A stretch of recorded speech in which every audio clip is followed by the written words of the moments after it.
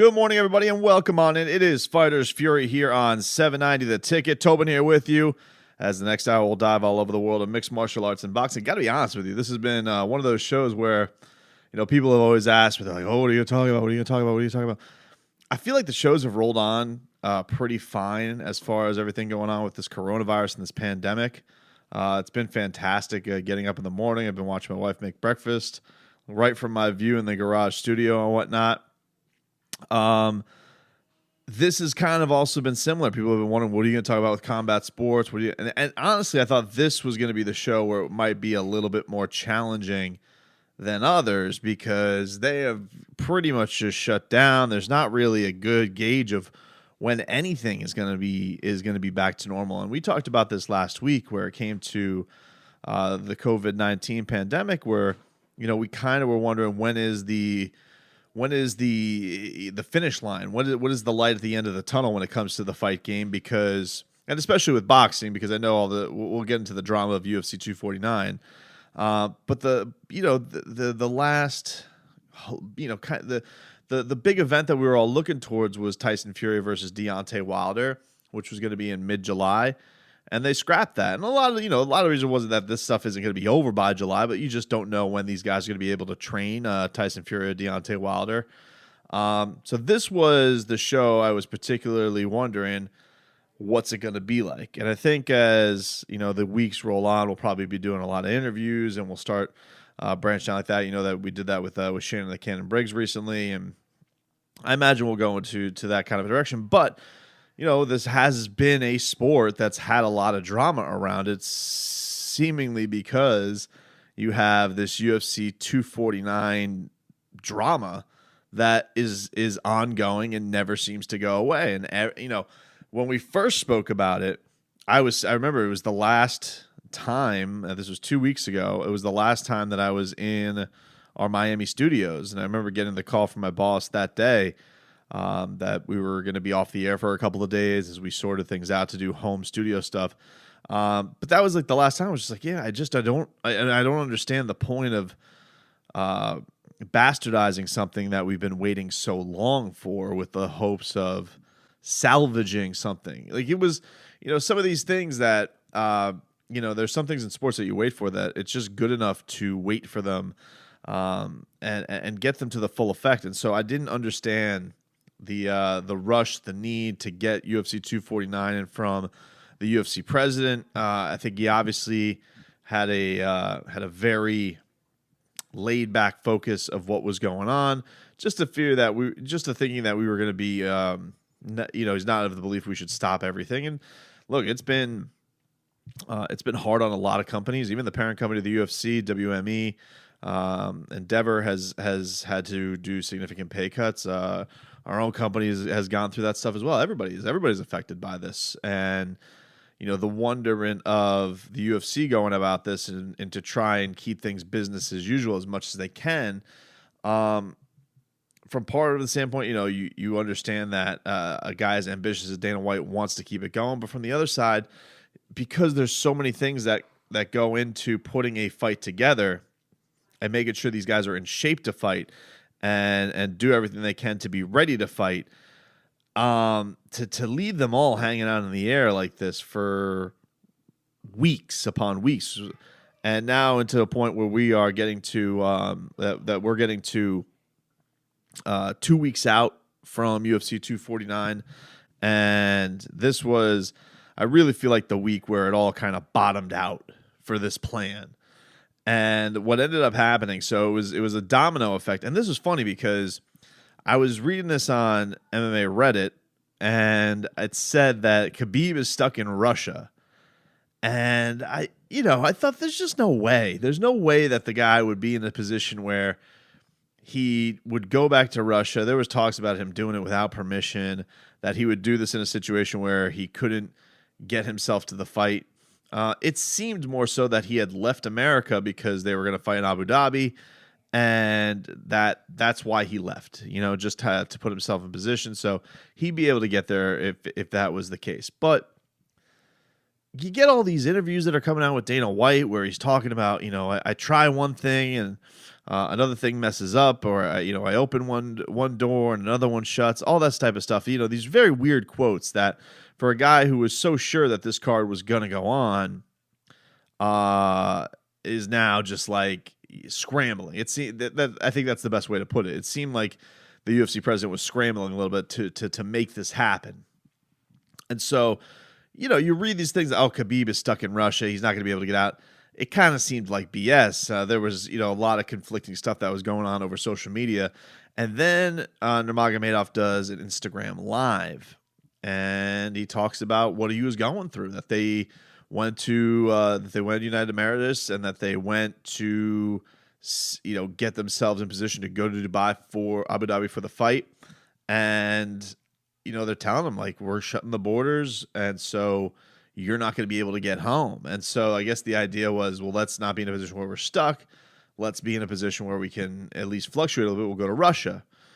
So they go back to Russia, and then Russia decides to do the same thing. They're shutting the borders. So Nurmagomedov is essentially stuck if he were just a normal guy. Now, this is a man who is very, very tied politically, good relationship with Putin, really good relationship with the Ramzan Kadyrov, the president of Chechnya. This is a guy who offered to host the fight. Now that guy's crazy. He wants people to fight to the death. So I would have a hard time believing that if Khabib wanted to get out of Russia, I have a hard time believing Russia would deny him getting out of Russia. But neither here nor there. Apparently, he flew to Russia, maybe without the UFC's permission, and in their mind, he was out. They start talking about Justin Gaethje. You have a week where everybody's stepping up, and they're throwing their hat in the ring to make this fight happen. Dana White then is doubling down, and he's like, this is going to be the biggest card ever. You had to the point where Conor McGregor's coach is saying, he was saying, he was throwing Conor's hat in the ring, sort of, because Ariel put, should Tony fight on the 18th against Justin Gaethje or wait for Khabib? And then he goes, well, what if there's a third option? And then everybody's going googly eyes emoji. I love a good googly eye emoji when it comes to sports controversies or sports rumors. And so there's a lot of stuff going on, man. Like Jorge Masvidal and Kamaru Usman are throwing their name in the ring to main event. Dustin Poirier is offering to fight Tony Ferguson. Tyron Woodley and Colby Covington are offering to fight each other, the longtime rivalry. So everybody's stepping up in line. The funny thing is, you always wonder, we have these situations where, guys are very particular about who they fight and when they fight. But UFC is in an interesting spot because those last minute savior types of paydays are always very good business-wise for the fighters. And it's one of the rare times that a UFC fighter will get leverage on the company. For the most part, you don't want to call the UFC a monopoly, but for lack of a better term, they are. I mean, all respect to Bellator, which I feel like is kind of flatlined after, what was a good start to the Scott Coke era. I feel like has kind of petered out a little bit. And PFL's doing some nice stuff, but it is what it is. They are just up and coming and are a reconstruction of a brand, and they are just on the up and up. So they're a clear distant number 3 to what a clear distant number 2 is to UFC. And the UFC is in this great spot where they always have the strength of negotiations when it comes to a fighter. They just do. I mean, other than Conor McGregor, who is bigger than the sport and bigger than the UFC, for the most part, they're it when it comes to it. So, if it's the rare occasion where a guy like Jorge Masvidal, think about how many fights Jorge Masvidal has and how long it took him to get $1 million payday. Would never happen in boxing for a guy of his recognition. There are guys who are nowhere near his class in the sport or nowhere near the years that he has in the sport, and they're getting that stuff on the regular. So that's a fascinating thing when you see that all these fighters are willing to step in. They're willing to step in, but they're willing to step in because they know it's going to come with a great reward.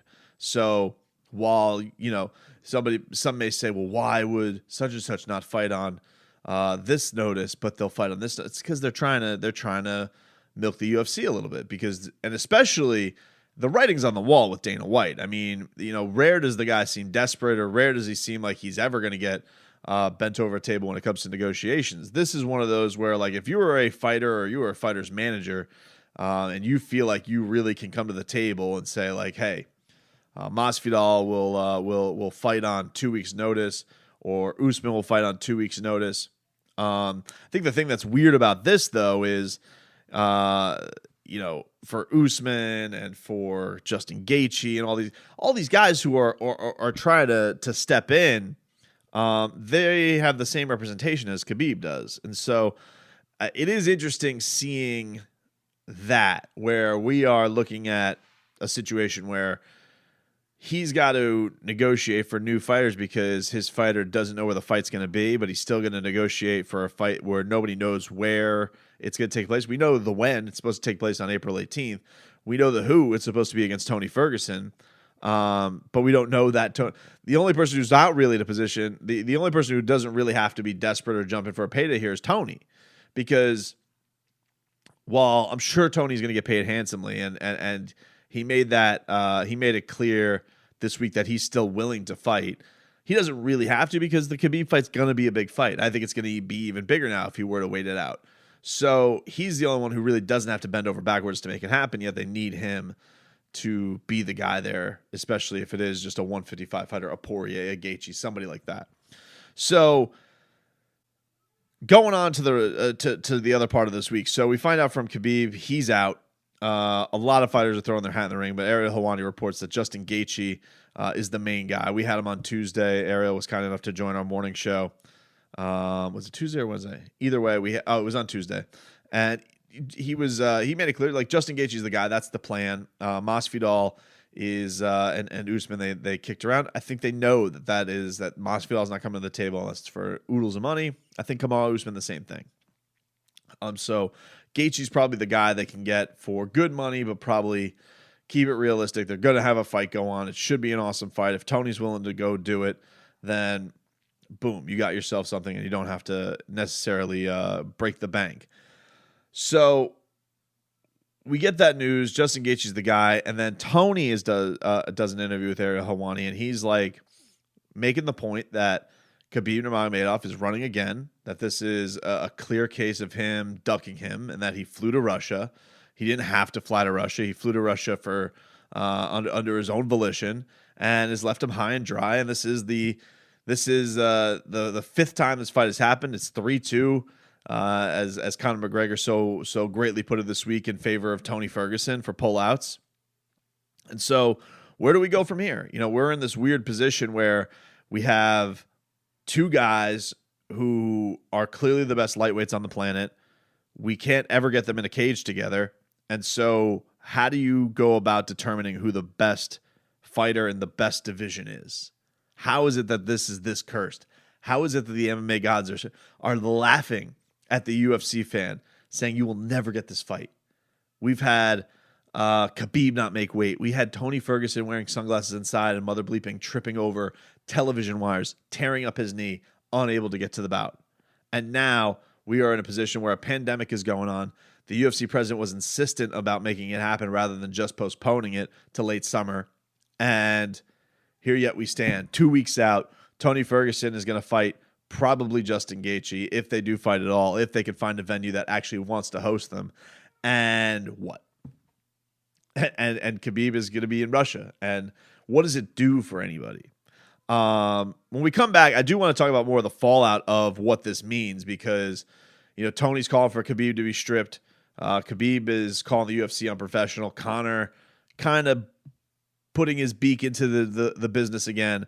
And the rivalry of Kamaru Usman and Jorge Masvidal took another turn. We'll get into some of that. Fighters Fury back right after UFC 249, because there were a lot of chapters to unfold. But I really just kind of want to get to the rivalry of what these two dealt with, because Tony Ferguson was on ESPN this week, and after getting the news that Khabib is in Russia, seems like the fight is off.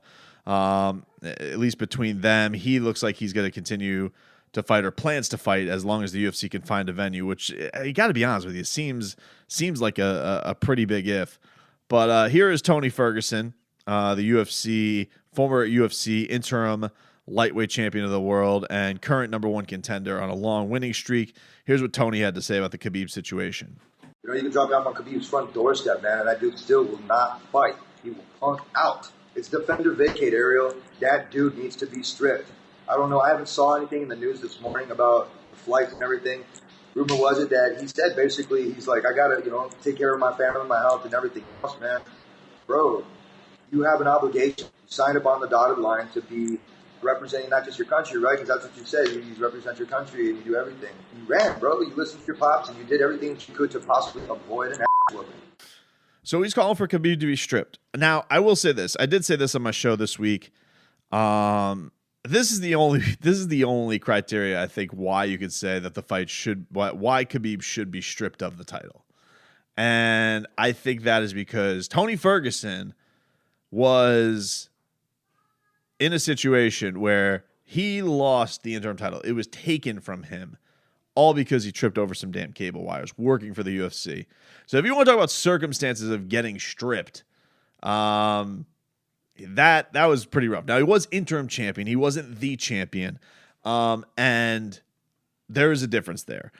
The one thing I would say, though, is if you're going to talk about, well, what is the difference between the two? Let's just say under the parameters they're working. They're both working under terrible parameters, right? Terrible circumstances.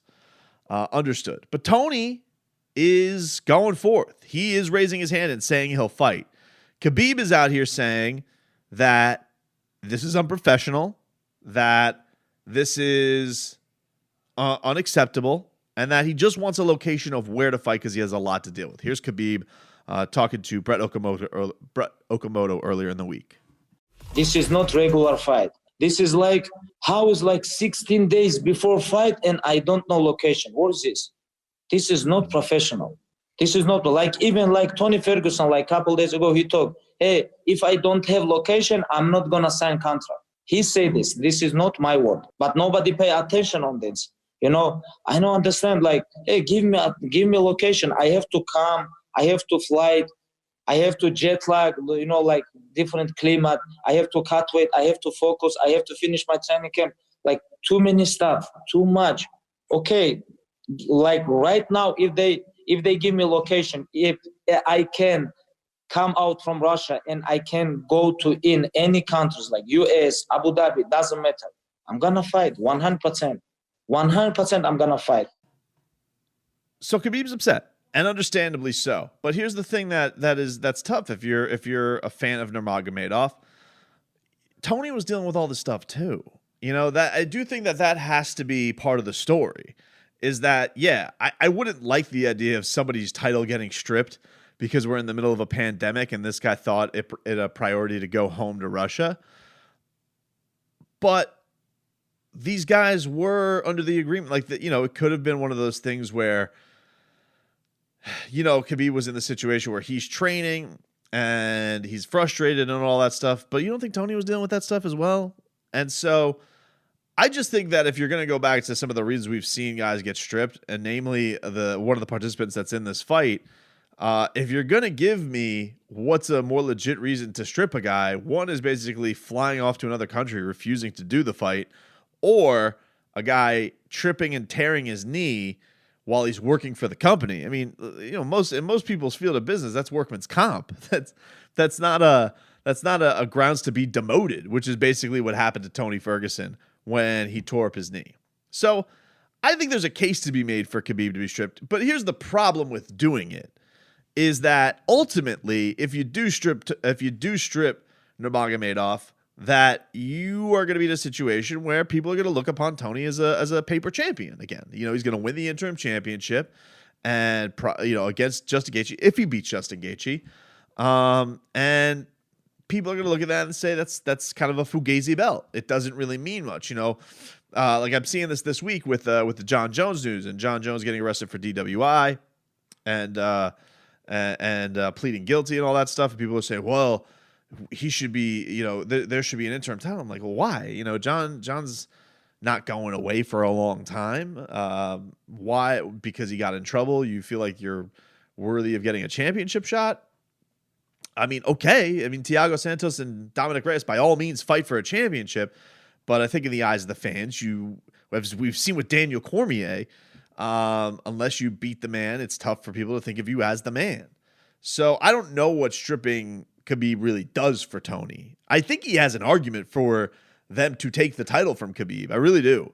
But I just don't. I think in the end, if he ends up himself with a belt after this, what does it do for Tony Ferguson? It's the second interim title, and both of them are under not great circumstances. But I understand his frustration. Like this Nurmagomedov, this was the rap on him before the Conor thing. Like, look, Nurmagomedov, a lot of people thought was the best lightweight in the world for a long time, but his availability was certainly in question. The weight issues, the injury issues, all of this type of stuff were things that people had to be worried about with Khabib and what they were dealing with him as a champion.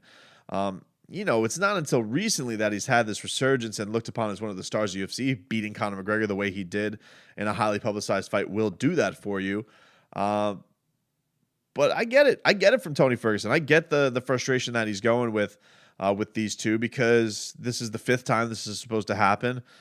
And really, how could you, other than the fact that if they don't strip Khabib and he does have to fight for, if he does end up having to fight him to win the championship, you got to think at some point, the only thing that's going to keep this from happening is, if he loses to Justin Gaethje or if he ends up losing to Conor McGregor or something like that. But if he continues on top, eventually they're going to get back to each other. This path is inevitable. It's going to cross again. And then what? And then, does it help business that, again, this is the last unicorn of all fights? Or are people going to get sick of the dog and pony show where you swear to God that you're going to get this great show and all of a sudden it's taken away from you? Because it has now been a handful of times. And that's wildly frustrating if you're a UFC fan dealing with all this stuff. For Nurmagomedov's standpoint of being frustrated with the UFC's professionalism, I get it. This is one of those things where honestly, look, the person to mostly blame here is Dana. I don't want to hose down Khabib because he's scared to fight Tony. I don't think he's scared to fight Tony, but he is the A side here. He is the guy that makes it go. And bet your ass if Floyd Mayweather was taking somebody on in the middle of a pandemic and he didn't know where the fight was, I mean, it wouldn't even be a question that the fight would be postponed or be on Floyd Mayweather's terms. And Nurmagomedov's not Floyd Mayweather, but if you were going to put an apples to apples, I mean, he probably is the Canelo.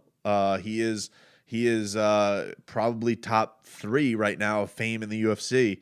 And so with that being the case, you get it.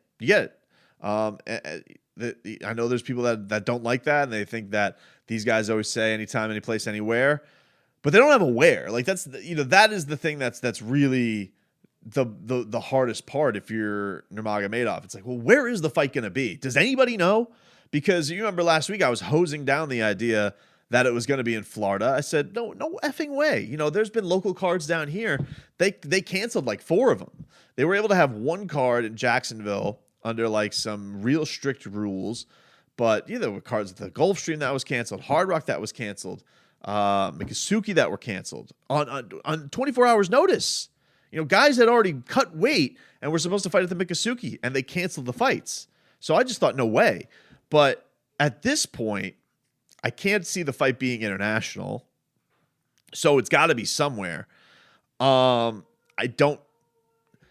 only thing, this was the one idea that I thought made sense, if it was possible, but I don't think it really involves Ferguson, I guess, although it could. If they ended up going to Colby versus Woodley or an Usman versus Masvidal, the easiest way to do this, if you really want to have a card, if you really wanted to have a card that has the least amount of contamination, the easiest chess pieces to move, I think, this is just me throwing it out there, I do believe that American Top Team has a full-size ring, or has a full-size cage, so you could theoretically do it at that gym. It is a monstrosity, so they could fit all the television equipment they need in there, I think, to make do and do a broadcast. look, man, I've gone to warehouses here. They throw up a cage. It's not like you need the craziest setup in the world. I'm just trying to make it easier for everybody. Places where Masvidal goes anyway because he's training. Usman is literally down the block. If they were to make that happen, for a Tony Ferguson fight or for a guy who's trading in Big Bear, I don't know. I don't know what the answer is there. Probably them going to some place, some reservation somewhere that maybe gets to work outside the guidelines of the United States of America. But I don't know, man. For me, I'm hoping that the answer would have just been, let's postpone the thing. It seems like Tony's still raising his hand and he's willing to go and say, I'm ready to go. That's awesome, man. That's my son. He's popping into the garage just saying what's up to everybody. He's just built himself a gorilla.